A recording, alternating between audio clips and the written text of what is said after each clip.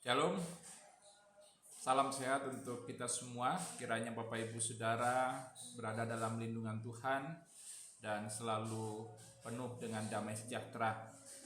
Hari ini kita akan kembali mendengarkan sapaan Sabda Tuhan di hari Kamis tanggal 1 April 2021. Sebelumnya mari kita sama berdoa, kita memohon bimbingan Roh Kudus, kita berdoa. Ya Tuhan, kami bersyukur karena di malam Jumat Agung ini kami boleh kembali melaksanakan akan seluruh kegiatan dan tugas-tugas kami. Dan saat ini kami hendak mendengarkan firman-Mu. Kami rindu untuk mendengarkan sapaan sabda-Mu Tuhan. Karena itu kami mohon perdengarkanlah firman-Mu kepada kami, dan biarlah kiranya kami boleh dikuatkan oleh firman Tuhan. Curahkanlah Roh Kudus-Mu agar kami dapat mengerti, menghayati, dan kami dapat melaksanakan tugas tanggung jawab dalam kehidupan kami sehari-hari dalam terang firman-Mu. Inilah kami anak-anak-Mu, bersabdalah kepada kami telah sedia untuk mendengarkan. Amin. Bacaan Alkitab terambil dari Injil Matius pasal 26 ayat 47 sampai dengan 56 yang mengatakan, waktu Yesus masih berbicara, datanglah Yudas, salah seorang dari ke-12 murid itu, dan bersama-sama dia serombongan besar orang yang membawa pedang dan pentung, disuruh oleh imam-imam kepala dan tua-tua bangsa Yahudi. Orang yang menyerahkan dia telah memberitahukan tanda ini kepada mereka. Orang yang akan kucium itulah dia, tangkaplah dia. Dan segera ia maju mendapatkan Yesus dan berkata, "Salam Rabi," lalu mencium dia. Tetapi Yesus berkata kepadanya, "Hai teman, untuk itukah engkau datang?" Maka majulah mereka memegang Yesus dan menangkapnya. Tetapi seseorang dari mereka yang menyertai Yesus mengulurkan tangannya, menghunus pedangnya, dan menetakkannya kepada hamba imam besar sehingga putus telinganya. Maka kata Yesus kepadanya, "Masukkan pedang itu kembali ke dalam sarungnya, sebab barang siapa menggunakan pedang akan binasa oleh pedang. Atau kau sangka bahwa aku tidak dapat berseru kepada Bapakku supaya ia segera mengirim lebih dari 12 pasukan malaikat membantu aku? Jika begitu, bagaimanakah akan digenapi yang tertulis dalam kitab suci yang mengatakan bahwa harus terjadi demikian?"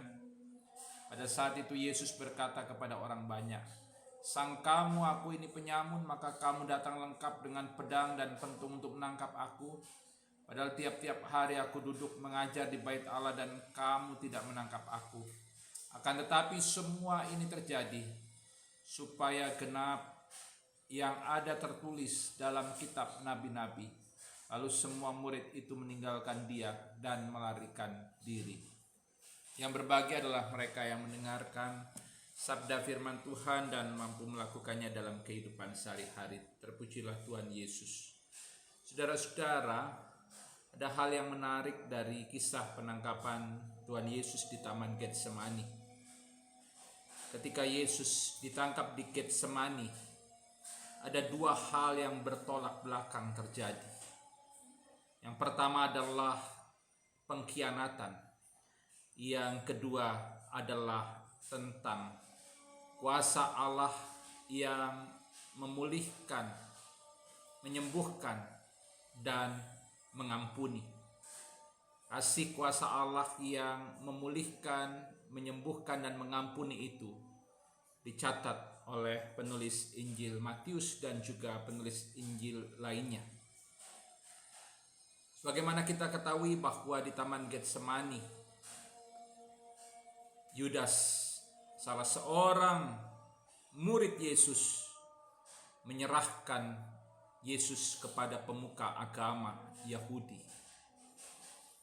Yudas mengkhianati Yesus. Ia selama ini menjadi musuh dalam selimut. Ia tergiur oleh hutang. oleh uang, sehingga ia akhirnya menjual Yesus hanya demi 30 keping perak. Dan Yudas merasa tidak bersalah. Setelah Yesus ditangkap, dia tidak peduli dengan Yesus. Dia hanya berpikir tentang dirinya.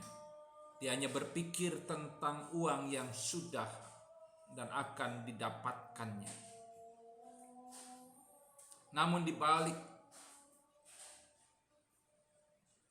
nafsu pengkhianatan yang dilakukan oleh Yudas, penulis Injil Matius juga menceritakan tentang kuasa kasih, pemulihan, penyembuhan, dan pengampunan Allah yang begitu besar, di mana ketika seorang dari murid Yesus menghunus pedang dan menetapkan kepada salah seorang hamba imam besar, sehingga telinga dari hamba imam besar itu akhirnya terputus. Yesus memulihkan, menyembuhkan orang yang diputus telinganya. Dia menyembuhkan telinga hamba imam besar. Kuasa yang diperlihatkan Yesus bukanlah dengan pedang, pentung, atau kebencian, tetapi kuasa kasih Allah yang menyembuhkan dan memulihkan. Sini kita melihat nafsu pengkhianatan berhadapan dengan kuasa kasih Allah yang memulihkan, menyembuhkan, dan mengampuni. Taman Getsemani menjadi saksi bisu di mana nafsu pengkhianatan bergelora, tetapi di balik nafsu pengkhianatan yang bergelora ada kuasa kasih Allah yang mengampuni, yang memulihkan dan menyembuhkan. Kisah penangkapan Yesus di Taman Getsemani mau memperlihatkan kepada kita bahwa dalam dunia yang mengagungkan kekerasan dan pengkhianatan, Allah terus bekerja menghadirkan kuasa kasih yang mengampuni, memulihkan, dan menyembuhkan. Di awal bulan April, menjelang memasuki Jumat Agung, kita diundang untuk melihat kuasa kasih Allah yang mengampuni, menyembuhkan, dan memulihkan. Kita diingatkan untuk selalu mengerti, memahami bahwa dangkalnya kuasa pengkhianatan tidak akan bisa menandingi dalamnya kuasa kasih, pengampunan, dan juga pemulihan dari Allah. Dan kita pun saat ini diajak untuk mensyukuri semua karya Tuhan yang berujung pada pemulihan. Kita diajak untuk menghayati kasih setia Allah. Dan kiranya kita menolak segala nafsu pengkhianatan. Hadirlah di tengah kehidupan keluarga, gereja, dan masyarakat. Wujudkan kuasa kasih, pengampunan, pemulihan dan penyembuhan Allah, dan bukan nafsu pengkhianatan seperti yang diperlihatkan Yudas. Di tengah dunia yang mengobarkan permusuhan, kebencian, kekerasan, dan pengkhianatan, mari terus nyatakan dan beritakan tentang kuasa kasih Allah yang mengampuni, yang memulihkan, dan menyembuhkan serta menyelamatkan. Shalom, Tuhan Yesus memberkati kita. Amin. Mari kita berdoa. Ya Tuhan, terima kasih karena Tuhan boleh menyapa kami dengan firman-Mu. Kau mengingatkan kami di tengah dunia yang mempertontonkan kekerasan dan pengkhianatan. Kami diajak untuk terus memberitakan dan mewujud nyatakan kuasa kasih Allah yang menyembuhkan, memulihkan, dan juga mengampuni.